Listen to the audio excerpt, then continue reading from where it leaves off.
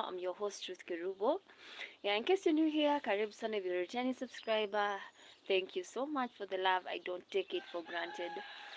So I'm on duty, that's why you're seeing me. Just came to see whether the food is cooking. Yeah, to know what is cooking. Yeah, just to be in the know-how, because those are some of the duties of a teacher. So this week I haven't had really much time to give you something, but I thought like I should sneak because I didn't have the morning lesson, the first lesson. So that's why I'm here, so that we can maybe just talk and do a recap. Yeah. So my highlight for last week and maybe part of the week until today was life skills. I've realized my strength is actually life skills. I thrive in talking.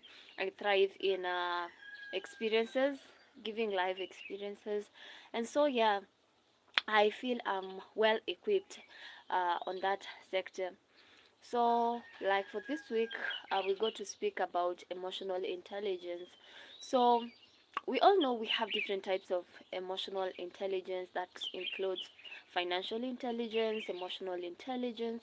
We have academic intelligence, whatever you call the genius or nini nini. So those are people who are academically gifted or talented. So we also have social intelligence, how you're supposed to conduct yourself when you're um, in a social setup, because we say that human beings are social beings. So how do we get to really interact with others in such a case? So emotional intelligence can be defined basically as the way one gets to manage, and know how to live with others, because we get to define, okay, live with others irrespective of the strong feelings that are there, because we are saying that emotions are the strong feelings. So these emotions could range from love, unapenda mtu. It could range from mad, you're mad at someone. It could range from angry, umekasirikia mtu. It could be bored, yeah. It could be tired, like I look tired, sleepy a bit. Sometimes you can know someone is bored, amekinai, maybe uh they have been doing things over and over until the brain can't do it anymore. So to protect them, they'll start to have signs of boredom, fidgeting. Thank you for that one viewer, thank you for sticking around. So we have those emotions and they are valid. And other emotions, maybe you can get to name them, like regret, unajuta. We can have which one? Shame. No, you feel ashamed of something depending on how the society views it. So those emotions are there, and there are very many ways of developing our emotional intelligence, and one includes getting to know our emotions. You need to know how you're feeling. Maybe you're feeling bored, and you label that emotion, that strong feeling you're feeling at that time. Another thing is getting to manage your emotion, self-regulate.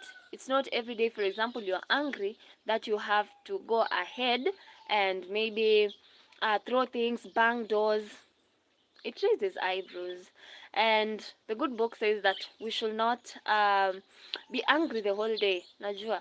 Yeah, because at the end of the day you realize you're actually hurting yourself, and even spoiling the relationships that are there with the rest of the people. So another thing is getting to be empathetic. When you know even how others are feeling, how they're likely to perceive a certain scenario, you get to know how you're going to actually deal with those emotions. Another thing, as far as emotions is concerned, is getting to journal. So get to journal, write how you're feeling, and in a day, even within an hour, the emotions can fluctuate from happy, surprise, regret, shame. When you get to reflect maybe from your life, sometimes you're grateful. Like today, I'm grateful for the warmth despite the cold. At least I'm able to get warmth from this jiko. I'm hearing the birds singing. I'm grateful for that. I'm grateful for good health. I'm grateful for everything, for a job, for everything, for even my viewers. So yeah, um, those emotions get to actually fluctuate. Another thing is getting to use those emotions to propel you to success. Maybe you are rejected, you are seeking for a job opportunity, for maybe a scholarship, and it never worked. You ask someone out and they told you maybe no, it can't work, or wait. And so you could feel rejected, but you can decide to use that rejection as a motivation to your success. It's when you know your feelings that you're even able to communicate effectively and tell people. Maybe you're a public speaker and you're feeling nervous. Tell them, I'm feeling nervous, I'm shy. It's normal. Kanugia Santosh, hello. Bosu open. That means what? I think it's bonjour. Yeah, bonjour. Yeah, guten morning from Kenya. Good morning, salam alaikum, habari zenu na kivono. Chamge. Yeah. Wamkata. All those. Depending from where you're watching me, you guys. So, I love you people. Yeah, so that is what caught my attention, and we were able to see how those emotions are valid. Because like when you're angry, it means it's your body trying to protect you and saying you deserve better. When you feel shame, it's your self-conscious telling you what you did was not right, but you could have done better.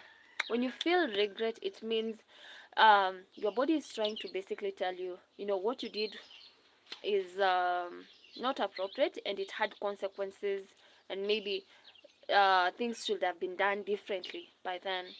When you're happy, yeah, it's the body saying that, what, it's an high. When you're excited, you're anxious, you're anticipating something, all those emotions are valid, but how we get to conduct ourselves with those emotions is what makes the difference. The same way we say being tempted is not a big deal, succumbing to the pressure of that temptation is now where the problem is. For example, you love someone. That's when you even start noticing the patterns within the universe. You could not have seen those signals previously, whether they're red flags or green flags or whatever flags. It's until you're like, that struck my attention, I think I love it, and you start now to find ways of pursuing it. Maybe it's a good cloth you've seen on the stalls, it has attracted your attention, and you're like, how am I going to get it? So you start to have strategies. So basically that's it. That got my attention. I also got to say again the wild cucumbers and melons, and I'm like, ooh, here people can actually grow things even on the road and just come and find them, and no one just goes picking them. That's a good thing. I think that's the way to go. Yeah. So I'm looking forward to hearing from you soon. I'll be posting and going live at least frequently after. So it's a bye bye from me. Yeah. I love you. Mwah.